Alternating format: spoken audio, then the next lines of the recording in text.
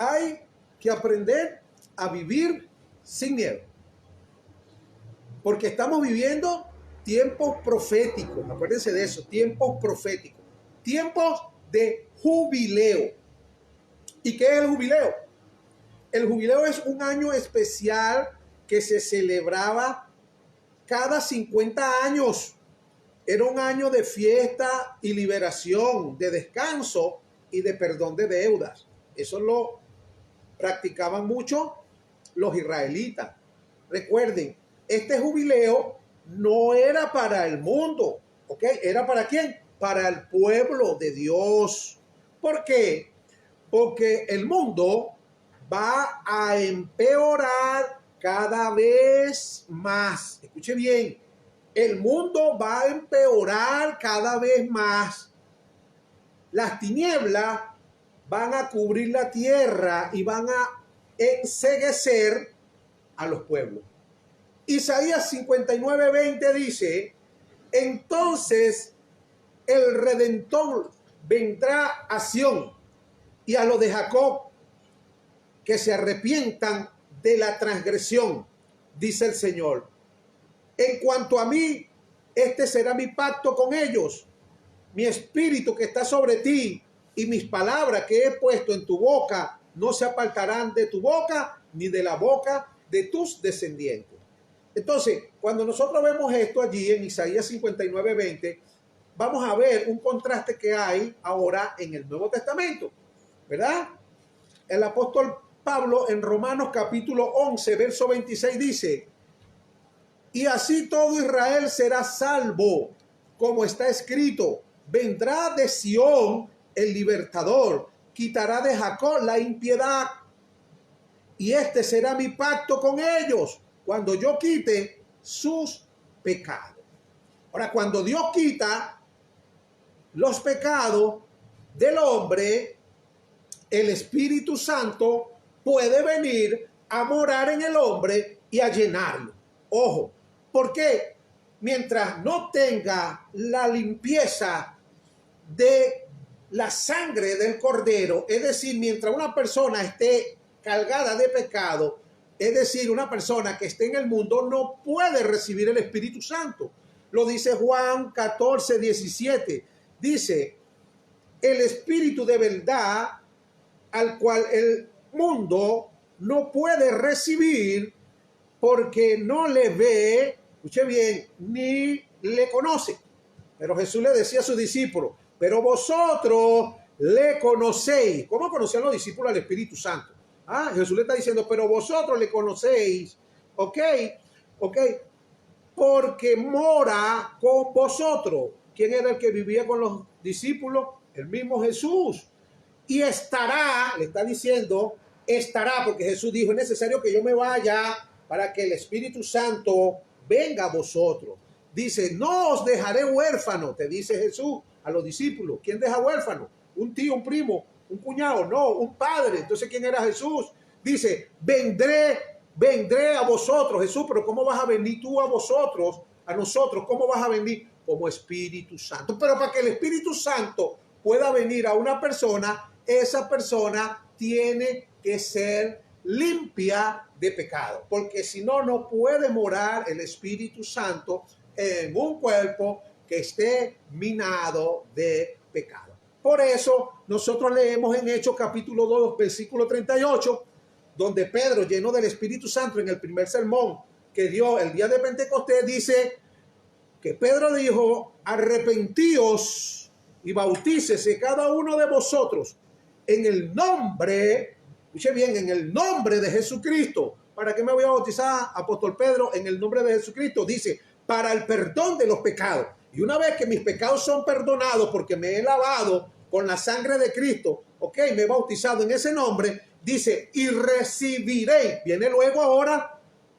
la promesa, y recibiréis el don del Espíritu Santo. La palabra don significa regalo.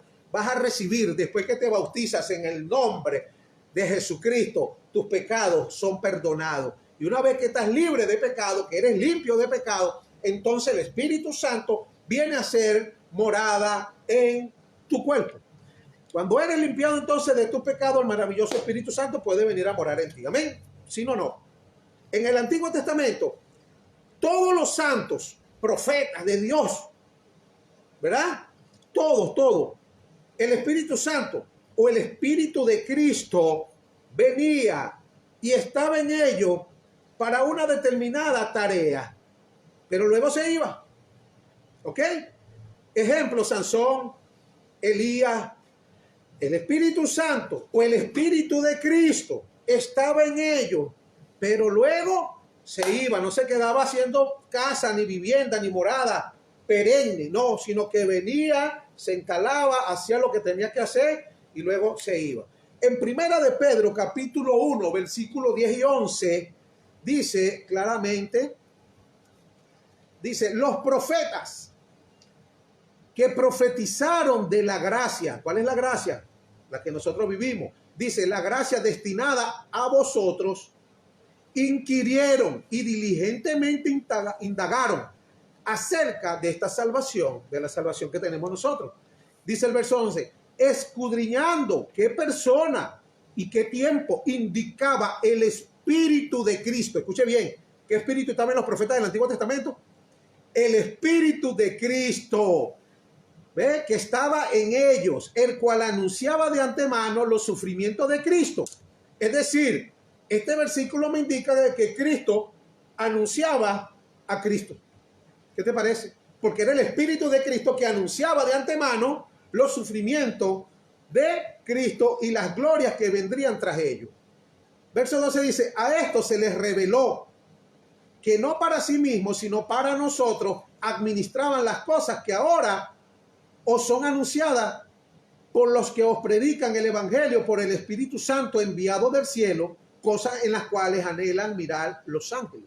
Entonces, los del Antiguo Testamento, el Espíritu Santo venía, pero no se quedaba con ellos. Pero, por eso, nosotros no podemos hacer la oración que hacía el rey David en el Salmo 51:11. David decía, no eches o no me eches de delante de ti y no quites de mí tu Espíritu Santo o tu Santo Espíritu. No puedes hacer esa oración porque el Espíritu Santo está en ti ahora y la Biblia dice que en el tiempo de la gracia, en Juan 14, 15 y 16, Jesucristo dijo, si me amáis, guardad mis mandamientos. Y el verso 16 dice, y yo rogaré al Padre y os dará otro consolador para que esté con vosotros para siempre. Escucha bien, ¿cuánto tiempo va a estar el Espíritu Santo con nosotros según la Biblia? Para siempre. Ojo, yo no puedo entonces hacer la oración del Salmo 51 de David, Señor, no quite tu Santo Espíritu de mí, porque sería una oración vana. El Espíritu Santo está ahora en nosotros y dijo Jesús claramente, que es la verdad, él dijo, para que esté con vosotros para siempre. Y si Jesús dijo para siempre, ese para siempre es mucho tiempo. Mucho tiempo. O sea, para siempre. ¿Estamos claros? Entonces nosotros tenemos algo que los antiguos no tenían. Nosotros tenemos al Espíritu Santo viviendo dentro de nosotros. Primera de Corintios, capítulo 6, verso 19 dice, ¿o ignoráis que vuestro cuerpo es templo del Espíritu Santo, el cual está en vosotros, el cual tenéis de Dios y no de vosotros? Acuérdense que es un espíritu que viene de Dios, que ahora vive en nosotros, que es el que nos ayuda, aún en nuestras debilidades. Hay momentos de tristeza, de aflicción, de angustia, de desesperación, pero el Espíritu Santo que está en nosotros nos ayuda a superar todas esas cosas. Amén. Dice la Biblia, volviendo a Isaías 59, 21, dice, en cuanto a mí, este será mi pacto con ellos. Mi espíritu que está sobre ti y mis palabras que he puesto en tu boca estarán siempre con ellos. Esto habla de nosotros. Aquí es importante el hablar en lengua. ¿Por qué es importante? Porque las palabras en lengua son palabras directas puestas en tu boca por el Espíritu Santo.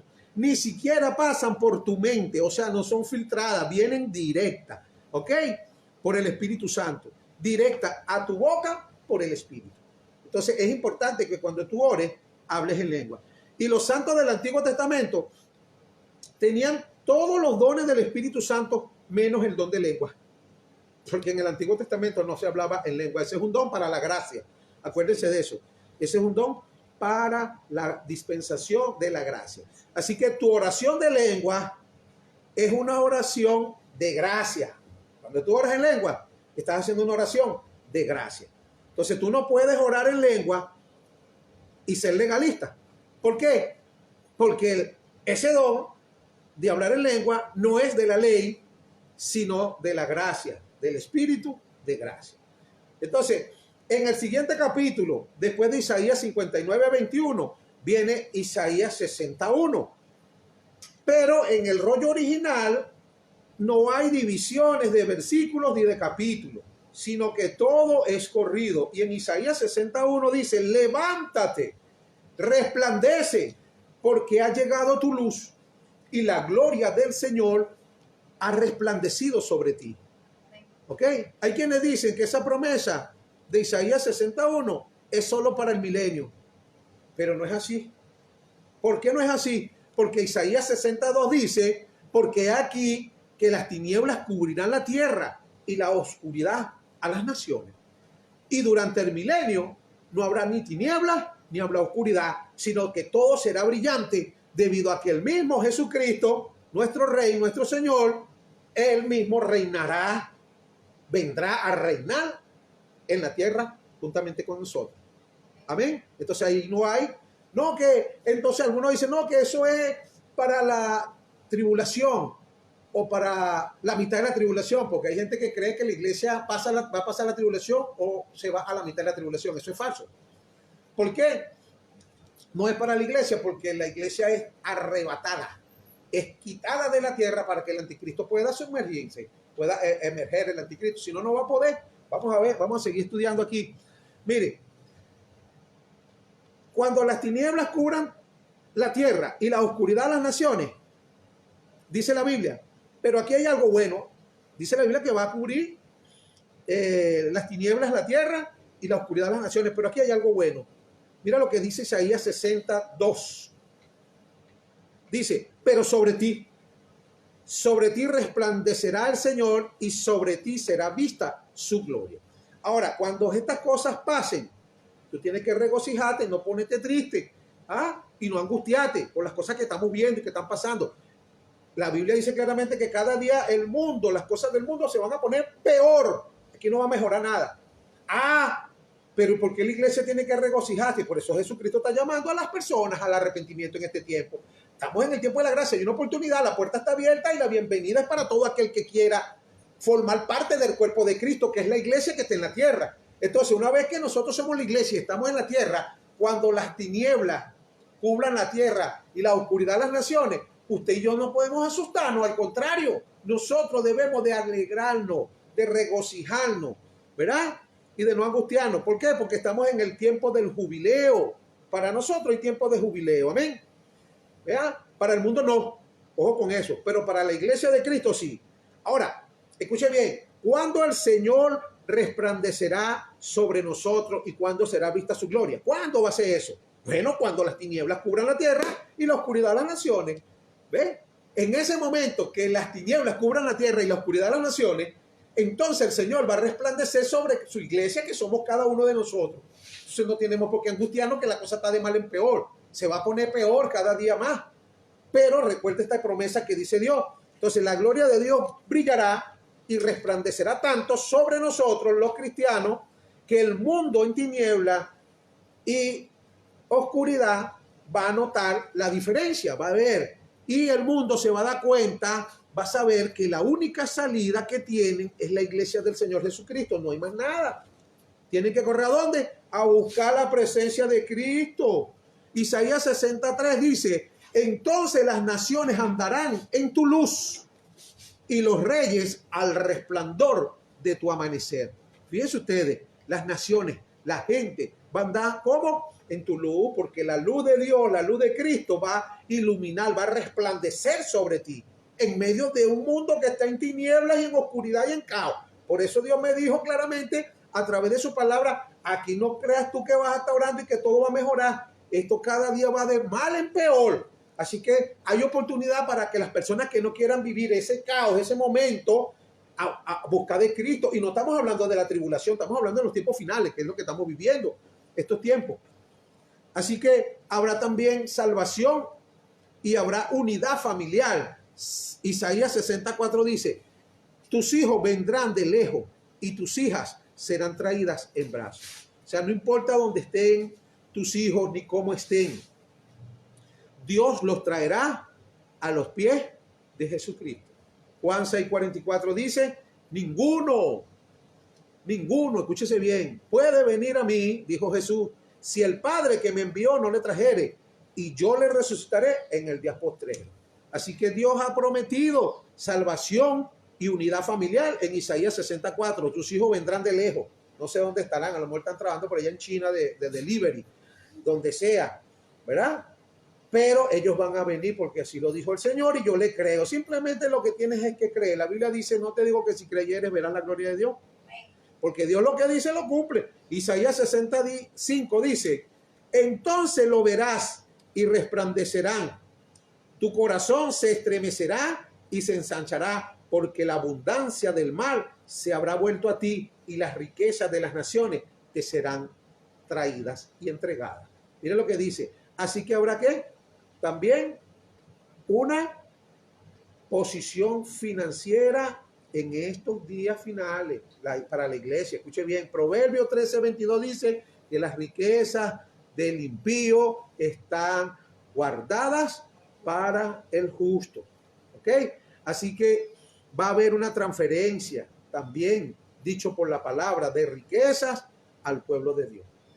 Claro que está que hay muchos cristianos de esos, podríamos decir, peseteros que están pendientes de la prosperidad, que en estos versículos los agarran para tratar de, sabemos que lo dice la Biblia, espere con tranquilidad, no se ponga a estar haciendo loqueteras, ni se deje manipular por nadie. Yo jamás les voy a decir a ustedes, vamos a pactar con Dios, traigan sus realitos, traigan sus zarcillos, sus cadenas, sus zapatos, nada de eso, olvídense de esa mentira, ¿ok?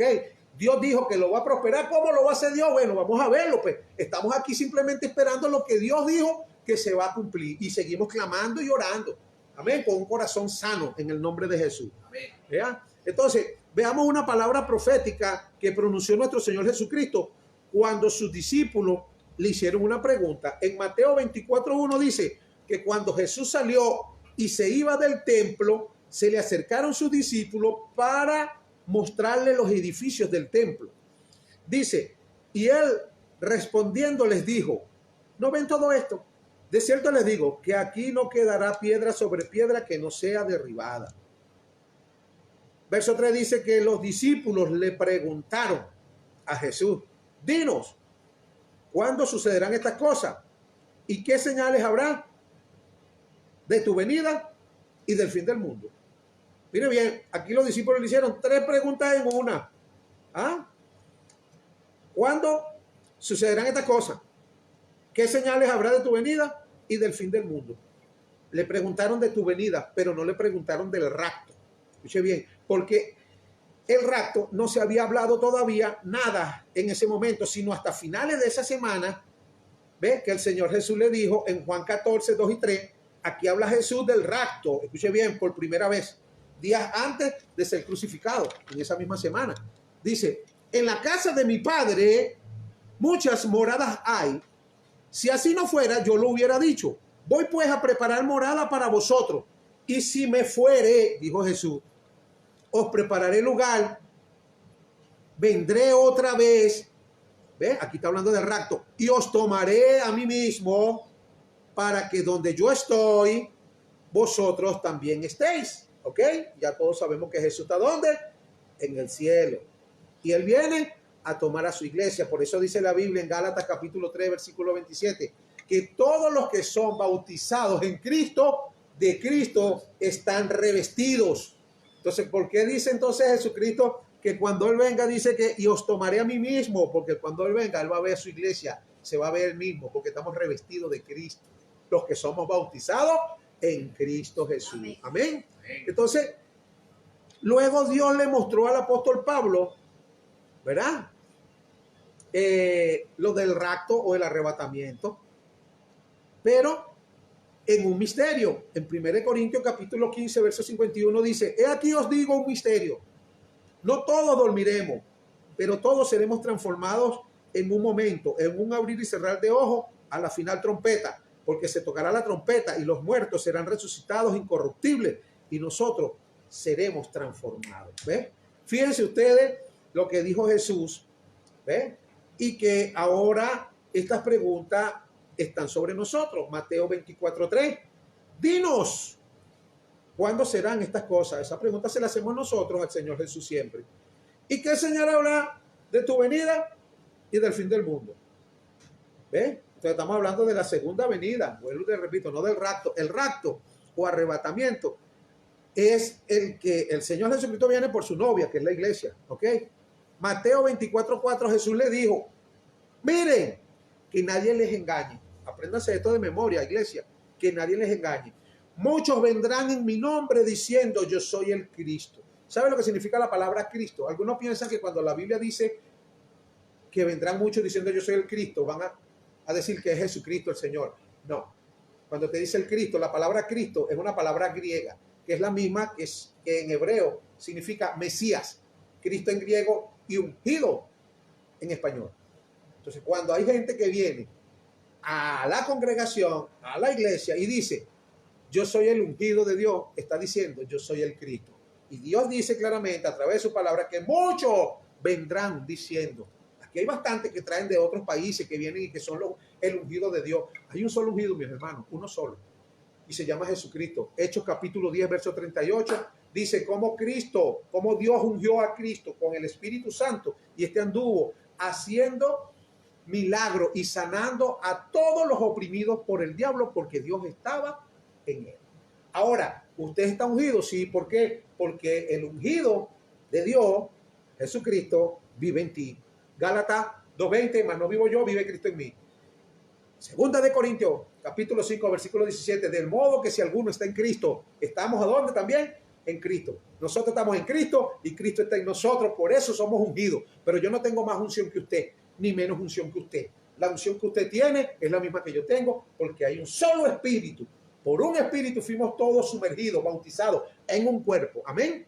Sean judíos, sean griegos, sean gentiles, todos se nos dio de beber un mismo espíritu. Así que eso de que viene alguien por ahí, yo soy el ungido, ya ahí te está diciendo que tengamos cuidado con eso. Y eso se ve bastante hoy día, pero la gente no sabe, hermano, yo voy a ir para que ese hombre, para que me toque, porque ese hombre tiene una unción especial. Una unción especial, papá, la misma que usted tiene la tengo yo, y la misma que tengo yo la tiene usted. Aquí no hay más nada de eso. Aquí si a Dios le place liberar a las personas o sanar, hacer milagros, ya esa es cuestión de él. Ya eso no lo puedo manipular yo. Yo no puedo hacer un culto de sanidad. Voy a hacer un culto de sanidad, vengan todos porque hacen y que yo fuera Dios para darle orden al Espíritu Santo. Mira, Espíritu Santo, vas a sanar porque yo viste la gente para que sean sanados. No, hermano, déjate guiar por el Espíritu Santo. Es el que te va a decir, mira, un culto donde vas a invitar a los enfermos porque yo me voy a glorificar y tú obedeces. Nosotros somos colaboradores con Cristo, más nada. Aquí el único ungido es el Señor. Entonces, oirán de guerras, mira lo que dice, y de rumores de guerras. Miren que no los turben, o sea, no se preocupen ni se entristezcan, porque es necesario que esto acontezca, pero todavía, escuchen bien, todavía no es el fin. ¿Usted ha escuchado de guerras? Que hay guerras, ¿verdad que has escuchado? Que puede pasar, puede venir la tercera guerra mundial y quiere que te diga algo, todavía no es el arrebatamiento. Porque lo está diciendo la Biblia, todavía no es el fin. ¿Ves? Estamos claros en eso, no se asuste. Todavía no es el fin. Así que no te preocupes o no te turbes, porque todavía no es el fin. Y recuerda Isaías 62, sobre ti resplandecerá el Señor y sobre ti será vista su gloria. ¿Ok? Mateo 24:7 dice, porque se levantarán nación contra nación y reino contra reino. Habrá hambre, pestes, plagas, terremotos por todas partes. Pues todas estas cosas son apenas principio de dolores. Ve, lo que estamos viviendo apenas es un principio de dolores. ¿Ah? Así que no es el final de los tiempos, sino que apenas es el comienzo, es el principio. Ojo, lo que estamos viendo es el principio. Dolores. ¿Qué significa dolor? Ese dolor, cuando habla de dolor de parto, ¿ok? Es decir, que está cerca de nacer un nuevo mundo, ¿ok? Donde reinará el mismo Señor Jesucristo. Sí, estamos cerca, pero es los principios de dolores. Así que todo va a empeorar y va a empeorar cada vez más. ¿Ven? Va a empeorar. Va a empeorar, pero antes de que nazca un nuevo mundo, va a pasar lo peor, que son los 7 años de la ira de Dios. Ya ahí viene al final, cuando el niño, yo creo que las mujeres le dan contracciones antes de nacer, ¿verdad? Antes de darle un hijo. ¡Ay, ay, dolores! Pero ya el dolor más fuerte es cuando va a dar a luz. Bueno, está hablando la Biblia, principios de dolores, dolores de va a haber un nuevo nacimiento, un nuevo mundo donde Jesucristo mismo va a venir a reinar, que es la séptima dispensación que se llama la milenial o la dispensación del reino de Jesucristo en la tierra donde se va a establecer. Pero para que ese mundo maravilloso nazca, tiene que haber principios de dolores, que es lo que tenemos. Hay contracciones, habrá rumores de guerra, habrá peste, eso es principio, esas son las contracciones. El dolor más fuerte viene cuando esté la ira de Dios, que son los 7 años de la tribulación. Para que después nazca el nuevo mundo. ¿Ok? Estoy explicando algo. Ok. Entonces, todo va a empeorar hasta que pase esos 7 años de la ira de Dios. Pero nosotros ya no estaremos aquí porque la Biblia dice en 1 de Tesalonicenses, capítulo 5, versículo 9, dice: porque Dios no nos ha puesto para ira, sino para alcanzar salvación por medio de nuestro Señor Jesucristo. ¿Ves? Ya nosotros no somos puestos para ira, eso no es para nosotros. La ira de Dios o lo que se llama la gran tribulación, eso no es para la iglesia, hermano. Lo dice claramente aquí. Dios no nos ha puesto para ira, sino para alcanzar salvación por medio de nuestro Señor Jesucristo. Ahora, ¿por qué estamos en tiempo de jubileo? Porque Dios dice que estamos en tiempo de fiesta. Acuérdese de eso. Levítico 23 habla de esta fiesta, la fiesta de jubileo. Pero Levítico 25, del 2 a 4, dice: habla a los hijos de Israel y dile que cuando entren en la tierra que yo les doy, la tierra deberá reposar en honor al Señor. Dice: cultivarás la tierra durante 6 años y durante esos 6 años podarás tus viñas y recogerá su fruto. Pero el 7º año la tierra reposará. Es un reposo en honor al Señor. Así que nosotros estamos viviendo los tiempos del jubileo o del reposo del Señor. Mire, para que usted vea por qué nosotros, la iglesia del Señor Jesucristo, estamos viviendo en el tiempo del jubileo o del reposo del Señor. Hechos 4:3 dice: pero los que hemos creído entramos en el reposo. Nosotros, los creyentes, hemos entrado en el reposo. Hebreos 4:10 y 11 dice: porque el que ha entrado en su reposo también ha reposado de sus obras, como Dios de la suya. Procuremos, pues, entrar en aquel reposo para que ninguno caiga en semejante ejemplo de desobediencia. Así que el Señor Jesucristo es nuestro jubileo, nuestro reposo o nuestro descanso. Mateo 11:28, Jesucristo dijo: venid a mí todo lo que estáis trabajados y cargados, y yo los haré descansar. ¿Qué significa jubileo? Reposo, ¿verdad? Descanso. ¿Y qué es Jesucristo para nosotros? Nuestro jubileo, nuestro descanso y nuestro reposo. Así que nosotros no tenemos que guardar ningún sábado ni ningún Shabbat. Eso para los de la ley, ¿okay? Para los antiguos, para los israelitas, no para nosotros. ¿Estamos claros?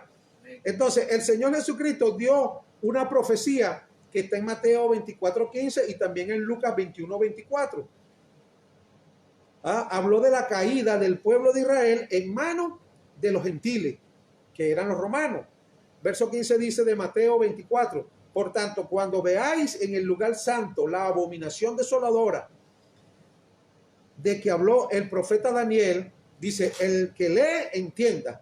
Entonces los que están en Judea huyan a los montes.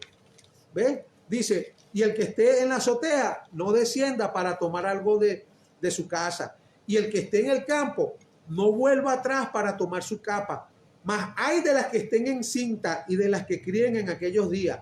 Ora pues, que vuestra huida no sea en invierno, ni en día de reposo. ¿Ah?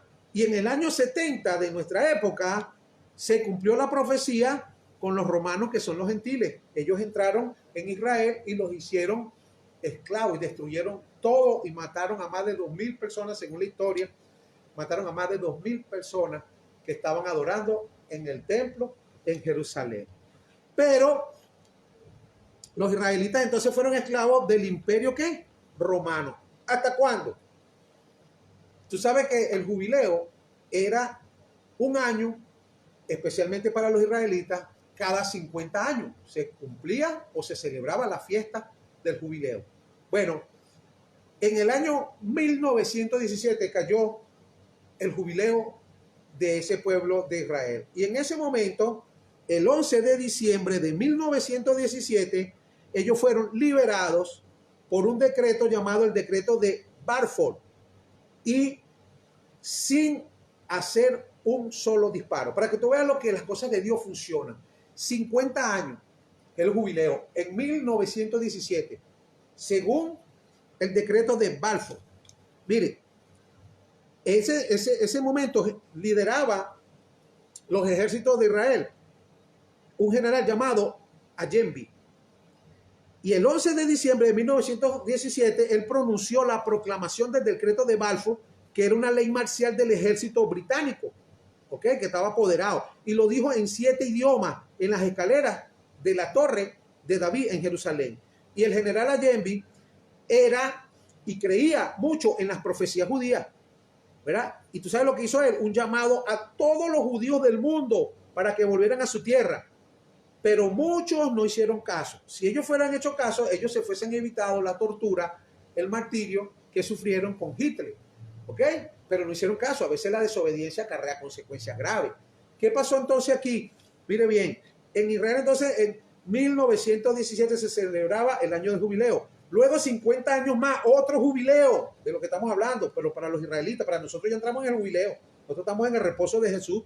Jesucristo es nuestro jubileo. Pero para ellos, para los israelitas, 50 años después de 1917, 50 años son 1967. Allí se celebraba nuevamente el jubileo para el pueblo de Israel. Y Israel celebraba ese año pues otro jubileo. Pero esta vez tuvieron lo que se llamó la guerra de los 6 días.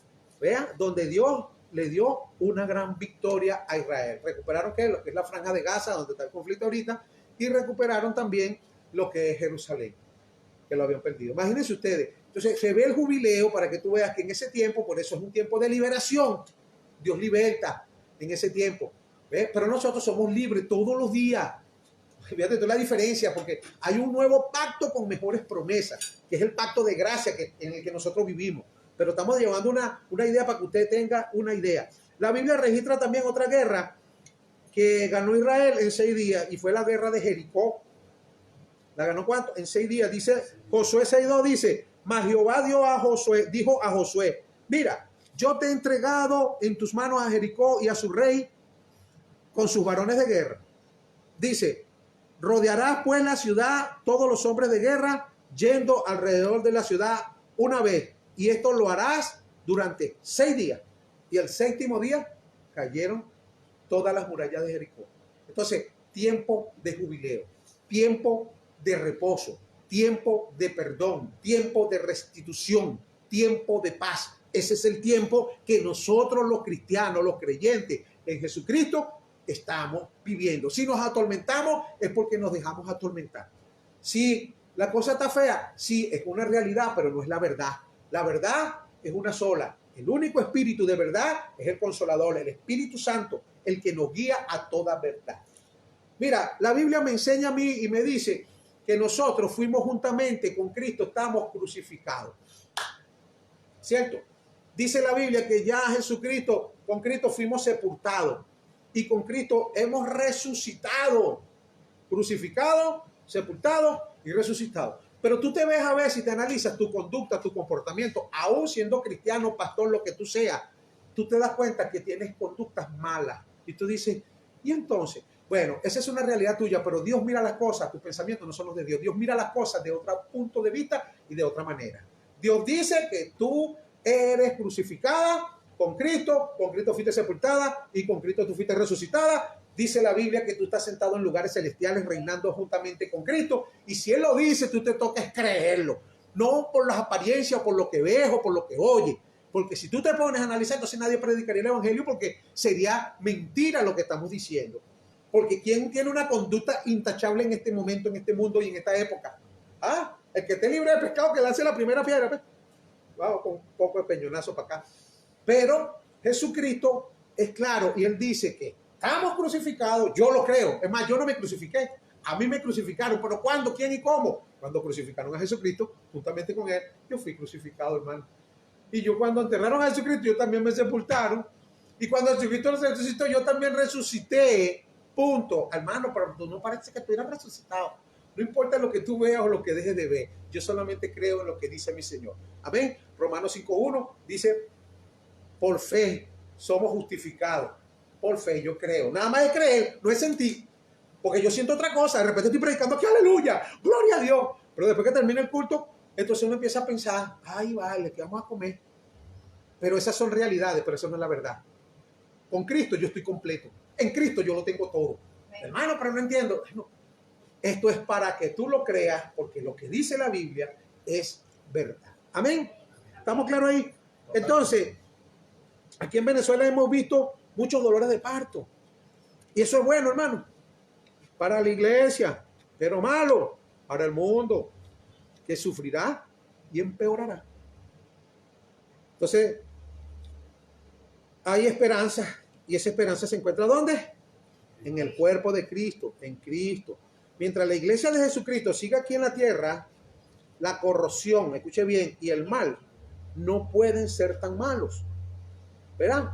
Y por eso es que nos odian a la iglesia, nosotros los cristianos. A mí me escuchan hablando de estas cosas y dicen, ¿qué se creen esos evangélicos? Nos odian. ¿Por qué nos odian?